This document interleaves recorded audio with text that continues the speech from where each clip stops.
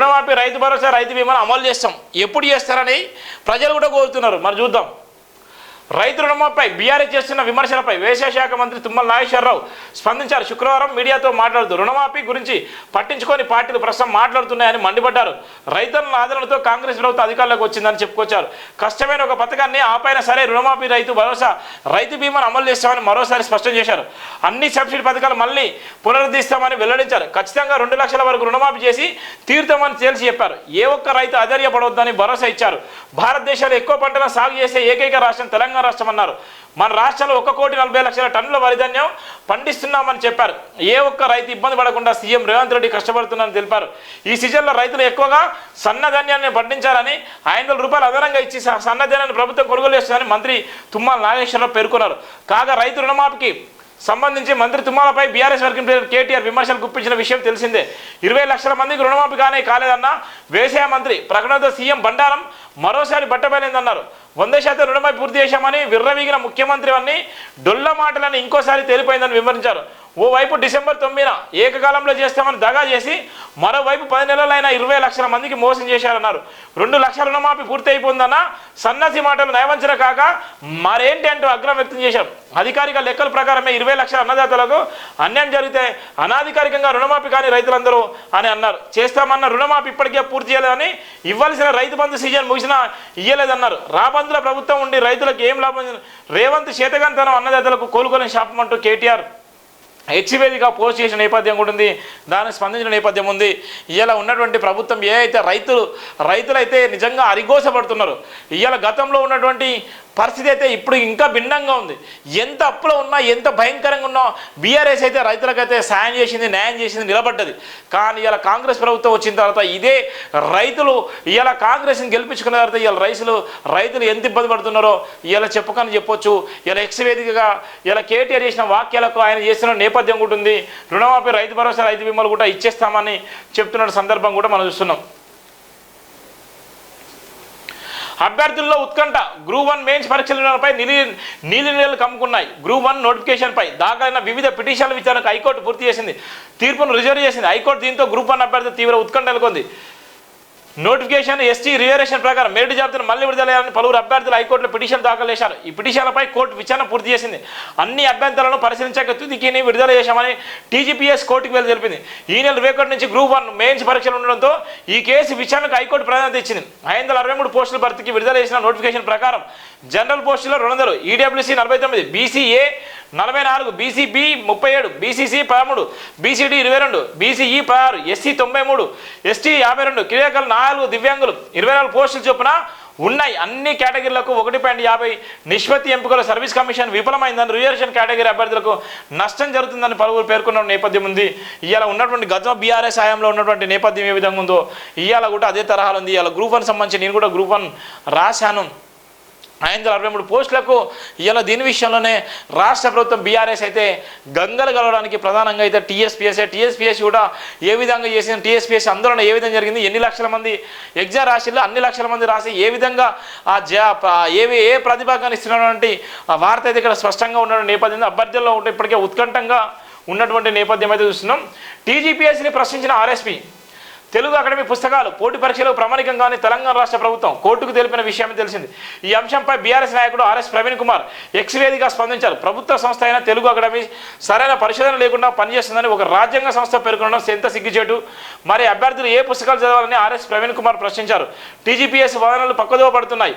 Rule of reservation వదిలేసి కేవలం తుదికి అంశానికే పరిమితం చేయాలని చూడడం దురదృష్టకరమని ఆయన పేర్కొన్నారు. తెలంగాణ సీఎం రేవంత్ రెడ్డి ఒంటెత్తు పోకడపోతే తెలంగాణ ప్రజలు తగిన బుద్ధి చెప్తారు. ఇప్పటికే 2 సార్లు వినతి పత్రం ఆయన స్పందన లేదు, భారీ మూల్యం చెల్లించుకుంటారని ఆర్ఎస్ ప్రవీణ్ కుమార్ చెప్పినటువంటి నేపథ్యం కూడా మనం చూస్తున్నాం.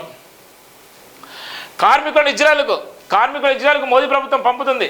కాంగ్రెస్ అధ్యక్షుడు మల్లికార్జున ఖర్గే కేంద్ర ప్రభుత్వంపై మండిపడ్డాడు. యుద్ధం వేళ 15,000 మంది భారతీయ కార్మికులను ఇజ్రాయెల్కు మోదీ ప్రభుత్వం పంపుతుందని విమర్శించారు. National skill development corporation NSDC ద్వారా హర్యానా యువతను ఇజ్రాయెల్కు పంపుతున్నారని ఆరోపించారు. హర్యానా అసెంబ్లీ ఎన్నికలకు ఒకరోజు ముందు మల్లికార్జున ఖార్గే ఎక్స్లో పోస్ట్ చేశారు. పశ్చిమాసియాలో యుద్ధం జరుగుతుండగా మోదీ ప్రభుత్వం నేషనల్ స్కిల్ డెవలప్మెంట్ కార్పొరేషన్ సుమారు 15,000 మంది భారతీయ కార్మికులు ఇజ్రాయెల్లో నియమించింది అని విమర్శించారు. కాగా తప్పుడు సాక్ష్యాలతో రష్యా ఉక్రెయిన్ యుద్ధంలో చేరేలా భారతీయ యువకులను మోసగించేందుకు మోదీ ప్రభుత్వం అనుమతించిందని మల్లికార్జున ఖార్గే చెప్పకనే చెప్తున్నటువంటి వార్తలు అయితే మనం చూస్తున్నాం. ఇవి ఉన్నటువంటి వార్తలు. మత స్వేచ్ఛ క్షీణిస్తుంది. ఇక చూడు, ఒక పక్కన దాడులు, మరో పక్కన రేపులు, మరో పక్కన గంజాయి, మరో పక్కన డ్రగ్స్, మరో పక్కన ఇష్టానుసారంగా నయవంచన గురి చేసే నేపథ్యంలో ఇవాళ ఉన్నటువంటి అన్ని మతాలను దృష్టిలో పెట్టుకొని ఇలా మతాలు ఏ విధంగా ఉందంటే ఆ మతాలను ఇలా దేవుళ్ళ పేరుతో రాజకీయం చేసేటువంటి నయవంచన గురి చేసేటువంటి రాజకీయ నాయకులు ఇలా. అందుకోసం మత స్వేచ్ఛ ఏమిస్తుంది? క్షీణిస్తుంది. భారత రాజ్యాంగం ప్రతి ఒక్కరు కూడా సర్వోన్నతమైన న్యాయస్థానాలు ఇవాళ ఉన్నటువంటి రాజ్యాంగం స్పష్టం. ఎవరి మతాన్ని ఒకరు కించపరిచే విధంగా ఉండకూడదు. ఎవరి మతానికి సంబంధించిన ఆ మతం వాళ్ళ గొప్ప అని చెప్తున్నటువంటి నేపథ్యంలో ఆ రాజ్యాంగాన్ని కూడా దృష్టిలో పెట్టుకొని మాట్లాడే చాలా మంది ఉన్నారు. ఇలా మత స్వేచ్ఛ ఏమి విధంగా ఉందంటే ఇలా మొత్తం క్షీణిస్తుంది. దానికి సంబంధించినటువంటి ప్రధాన వార్త మైనార్టీలపై పెరుగుతున్నటువంటి దాడులు, వేధింపులు, అజ్యం పోస్తున్న నేతలు, వ్యాఖ్యలు, ప్రభుత్వ విధానాలు, బుల్డోజర్ న్యాయాన్ని అనుసరిస్తున్న పాలకులు, భారత్పై అమెరికా కమిషన్ తాజా నివేదిక. భారత్పై అమెరికా కమిషను ఒక తాజా నివేదిక విడుదల చేసింది. ఏ మతాల్లో ఏం జరుగుతుంది, ఏ మతాల మీద దాడులు జరుగుతున్నాయి, ఏ మతాలు నిజంగా ఎవరు జోలుకు పోతున్నాయి, ఎందుకోసం జరుగుతున్నటువంటి ప్రధాన వార్త అయితే ఇక్కడ రాయడం జరిగింది. భారతదేశంలో మతపరమైన స్వేచ్ఛ క్షీణిస్తుందని అమెరికా ప్రతినిధుల సభకు చెందిన ద్వైపాక్షిక సలహా సంస్థ ఆందోళన వ్యక్తం చేసింది. అంతర్జాతీయ మత స్వేచ్ఛపై ఏర్పడిన అమెరికా కమిషన్ గాంధీజీ జయంతి రోజున మన దేశానికి సంబంధించి తాజా నివేదికను విడుదల చేసింది. సార్వత్రిక ఎన్నికల సమయంలో భారత చెందిన ప్రముఖ నాయకులు రెచ్చగొట్టే ప్రసంగాలు చేశారని, ముస్లింలు క్రైస్తవులపై దాడులు పెరగడానికి ప్రభుత్వ విధానాలే ఆజ్యం పోసే అని కమిషన్ వేలు చూపించడం. ఎవరు ఏసీలో క్రిస్టియన్స్ పైన కానీ, క్రైస్తవుల పైన కానీ, ముస్లింల పైన కానీ కొన్ని సందర్భాల్లో వాళ్ళందరి మీద కూడా ఆజ్యం పోసింది అంటే రాజకీయ నాయకులే. ఆ మత స్వేచ్ఛకు భంగం కలిగిస్తున్న నేపథ్యం కూడా ఉంది. దానికి సంబంధించినటువంటి అమెరికా వాళ్ళు రీసెర్చ్ చేసి చెప్పిన నేపథ్యం ఉంది. ముస్లింలు క్రైస్తవులపై దాడులు ఈ సంవత్సరం జనవరి మార్చి నెలల మధ్యకాలంలో క్రైస్తవులపై 121 హింసాత్మక ఘటనలు జరిగాయని అమెరికా కమిషన్ తన నివేదికలో ప్రశ్నించింది. వీటిలో ఒక్క ఛత్తీస్గఢ్లోనే 47 సంఘటనలు చోటు చేసుకున్నాయని గుర్తు చేసింది. బలవంతం మత మార్పులు చేస్తున్నారనే ఆరోపణలపై ఉత్తరప్రదేశ్లో జూన్ జూలై నెలలో 20 మంది క్రైస్తవులు అరెస్ట్ చేశారని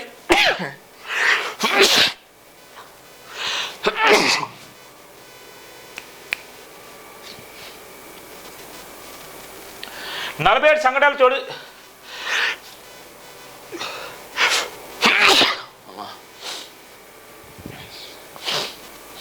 47 సంఘటనలు చోటు చేసుకుని గుర్తు చేసింది. బలవంత మత మార్పులు చేసిన ఆరోపణలు ఉత్తరప్రదేశ్లో జూన్ జూలై నెలలో 20 మంది క్రైస్తవులు అరెస్ట్ చేశారని తెలిపింది. సార్వత్రిక ఎన్నికల ఫలితాలు ప్రకటించిన తర్వాత ముస్లింలను లక్ష్యంగా చేసుకుని దేశంలో కనీసం 28 దాడులు జరిగాయని చెప్పింది. ఎన్నికల ప్రచార సందర్భంగా ప్రధాని నరేంద్ర మోడీ చేసిన ప్రసంగాలు ముస్లిం వ్యతిరేక దాడులకు పురుగొల్పాయని తెలియజేసింది. నేతల ప్రసంగాలతో విధ్వంస వివక్ష. ఎన్నికల ప్రచార సమయంలో భారత రాజకీయ నాయకులు ముస్లింలు ఇతర మత మైనార్టీలకు వ్యతిరేకంగా వివక్షపూరితమైన ప్రసంగాలు చేశారు. ప్రతిపక్షాలు ఓటేస్తే హిందూ విశ్వాసాలను వంటగలుపుతూ ప్రధాని మోడీ హెచ్చరించారు. ప్రతిపక్షాలకు అధికారం ఇస్తే షరియా చట్టాన్ని విధిస్తామని హోంమంత్రి అమిత్ షా చెప్పారు అని అమెరికా కమిషన్ వివరించింది. పార్లమెంట్ ఎన్నికలకు ముందు మైనార్టీలపై హింస నేరాలు పెరగడంపై అమెరికా నిపుణుల బృందం ఆందోళన వ్యక్తం చేసింది. విషయాన్ని నివేదిక గుర్తు చేసింది. మైనార్టీలపై నిఘా పెట్టి హింసించారని, వారిని లక్ష్యంగా చేసుకుని హత్యాకాండ సాగించారని, వారి ఆస్తులు ధ్వంసం చేశారని, వారిని వేధింపులకు గురి చేశారని తెలిపింది. ప్రభుత్వంలో పెద్దలు తప్పుడు సమాచారం అందిస్తూ దుష్ప్రచారం సాగించారు, విద్వేష ప్రసంగాలు చేశారు, గో సంరక్షణ పేరుతో మైనార్టీలపై దాడులు ప్రేరేపించారు. జనవరిలో అయోధ్య రామ మందిరాన్ని ప్రారంభించిన తర్వాత ముంబైలో మీర్ రోడ్డులో ముస్లింపై దాడులు జరిగాయి. మొదటి రెచ్చగొట్టిన బీజేపీ ఎమ్మెల్యేలు నితీష్ రాణా, గీతా జైన్ చేసిన ప్రసంగాలు ఈ దాడులకు ప్రేరణించాయి. ఇది ఓ ఉదాహరణ మాత్రమని కమిషన్ తన వేదికలు తెలిపిన నేపథ్యం ఉంది. ఎంత దారుణంగా ఉంటుందో, ఎంత దారుణమైనటువంటి నేపథ్యం ఉందో చూస్తున్నాం. మరి ఏ విధంగా చేస్తున్నారు?